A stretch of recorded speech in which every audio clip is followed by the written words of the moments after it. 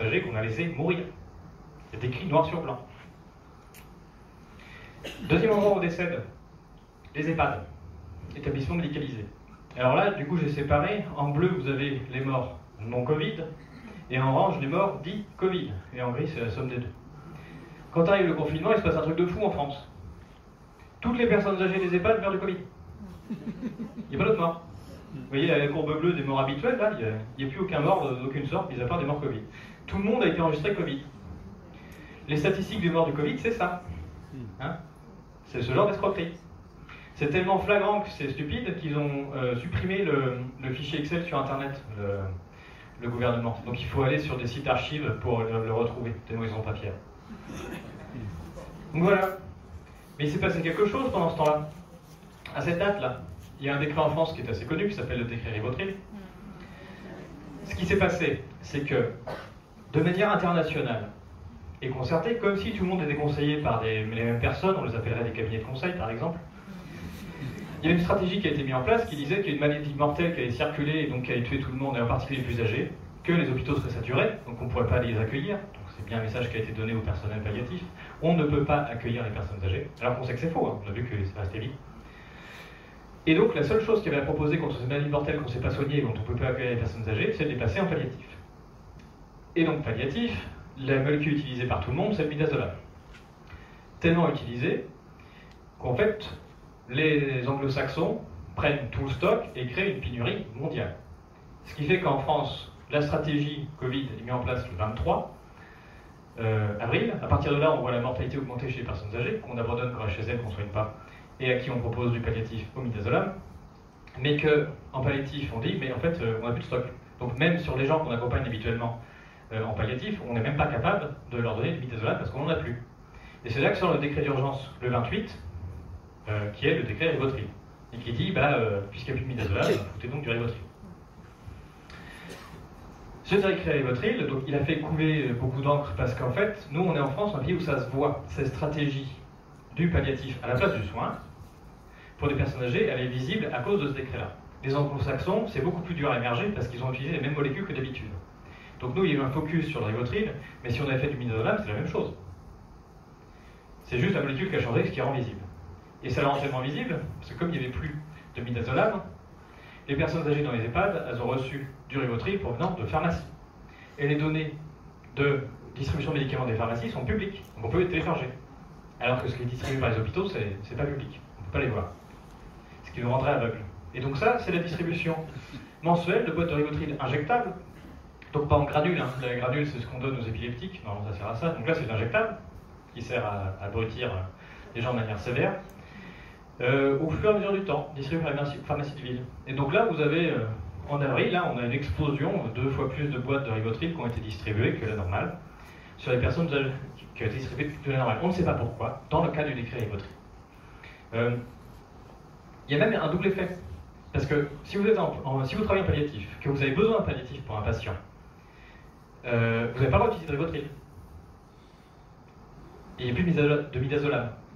La seule manière pour utiliser le Rivotril, c'est de déclarer que la personne a le Covid, de façon à pouvoir utiliser le Rivotril.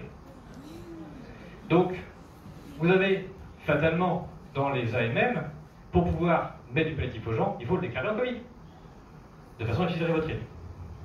Donc on a même de la preuve du... Enfin, on ne peut pas utiliser les statistiques de déclaration Covid comme étant une preuve du Covid, puisqu'en fait, la loi nous disait qu'on avait besoin de déclarer en Covid si on voulait mettre en palliatif. C'est l'inverse. Cette surmortalité en EHPAD, c'est quand même une surmortalité. Bon, alors tout le monde a été déclaré Covid, mais on voit quand même une surmortalité en EHPAD qui correspond à 5000 personnes âgées. Si on compte le nombre de boîtes de Rivotril en trop qui ont été vendues par rapport à d'habitude, et en se disant qu'il faut à peu près 2 gélules d'injection pour faire un décès, eh bien ça fait 5000 personnes. Pour être tout à fait exact, c'est 5100 et 5100, ça marche quasiment à unité près.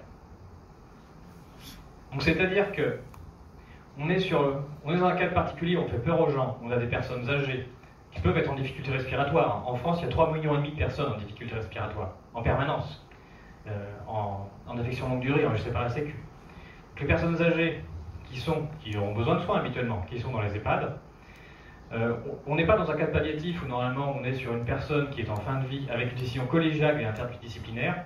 On est, donc ça c'est dans le rapport du Sénat sur le sujet, on est dans le cadre où on a juste un médecin, un directeur d'établissement qui tout seul prend son téléphone, passe un coup de fil, et on a des groupes d'intervention rapides mis en place par la PHP qui se déplacent rapidement, qui font l'heure de piqûre et qui s'en vont. Donc c'est pas du palliatif, c'est autre chose. Et on n'est pas dans le cas non plus, on a prévenu la famille, on a donné son avis au patient. C'est encore autre chose. Dernier endroit où on décède, les hôpitaux. Nombre de décès quotidiens en France.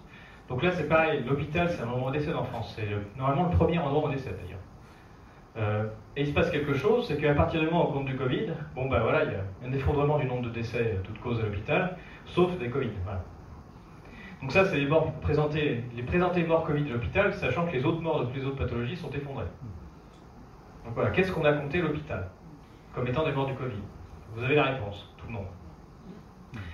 Mais il s'est passé quelque chose aussi, c'est qu'à partir du moment où on a mis le décret Rivotril, il s'est aussi appliqué à l'hôpital. Mais on n'a pas l'accès aux boîtes de Rivotril utilisées par les hôpitaux, puisque c'est des données privées, on n'a que l'accès aux pharmacies. Donc on n'a aucune idée des nombres de bénéficiaires du protocole Rivotril à l'hôpital. En revanche, on a des informations intéressantes. Ça, c'est une étude de Cauchemez et Fontanet, membre du conseil scientifique, très sérieux. Ils ont étudié le temps que mettait un patient avant de décéder après son arrivée à l'hôpital. Donc ça, c'est le nombre de patients qui décèdent jour 1 en arrivant à l'hôpital. 17%. Ça, c'est jour 2, on est autour de 10%, jour 3, 10% aussi. Après, ça décroît. Donc ça, c'est du jamais vu. Donc vous avez un moment, les patients estampillés Covid, ce sont des gens qui meurent jour 1 dans 17% des cas.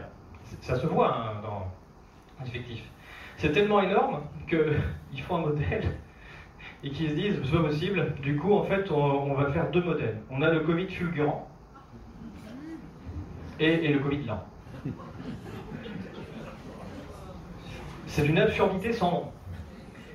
Ce qui s'est passé, c'est que soit vous êtes dans le cadre où vous avez en effet dit aux gens de ne pas les soigner, donc ça fait 15 jours qu'ils touchent chez eux et quand ils arrivent, c'est qu'ils n'arrivent plus à respirer, ce qui était la consigne du gouvernement, je le rappelle. Et dans ces cas-là, quand ils arrivent à l'hôpital, c'est trop tard. C'est trop tard, qu'est-ce qu'on leur fait? Est-ce que du coup on les passe en palliatif direct, ce qui participe aux morts jour 1?